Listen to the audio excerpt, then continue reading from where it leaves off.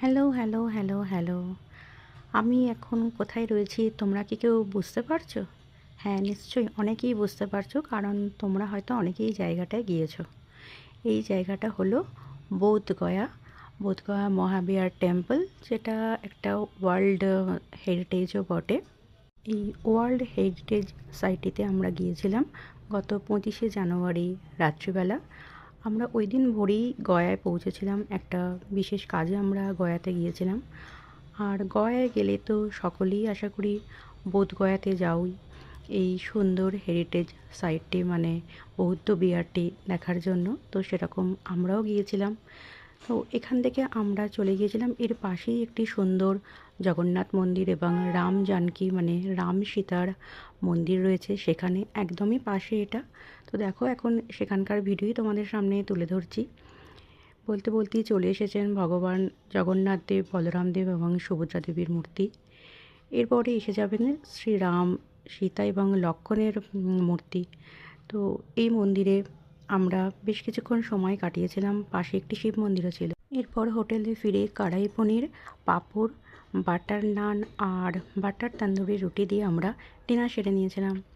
এই দেখো আমাদের হোটেল, হোটেল মানিষা ইন্টারন্যাশনাল, যেটা গয়া স্টেশন থেকে একদমই ওয়াকিং ডিস্টেন্সে। তো পরের দিন সকালে আমরা এখানে ব্রেকফাস্ট সেরেছিলাম এই দোকানটায়।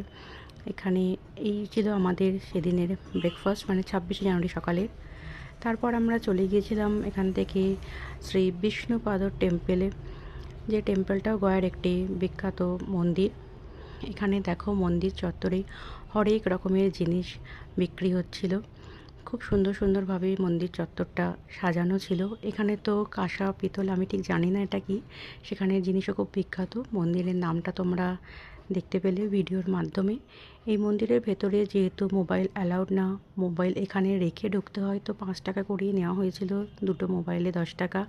এটা জমা দিয়ে আমরা মন্দিরের ভেতরে প্রবেশ করেছিলাম, দর্শন করেছিলাম। এটা মন্দিরের বাইরের আরেকটা দিক, যেখানেও বিভিন্ন রকমের হরেক জিনিসের দোকান রয়েছে, সাথে গয়ার বিখ্যাত লস্যি, সেটাও আমরা এখানেই টেস্ট করে দেখেছিলাম। এরপর আমরা চলে গিয়েছিলাম লাঞ্চ করতে।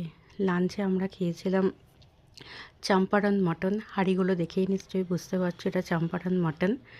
হোটেলটা মানে রেস্টুরেন্টটা ছিল আমাদের হোটেলের পাশেই। তো সেখান থেকে আমরা খেয়ে চলে গিয়েছিলাম গয়া স্টেশনের উদ্দেশ্যে, কারণ সেখান থেকে দুপুর 2টোর সময় আমাদের ফেরার ট্রেন ছিল।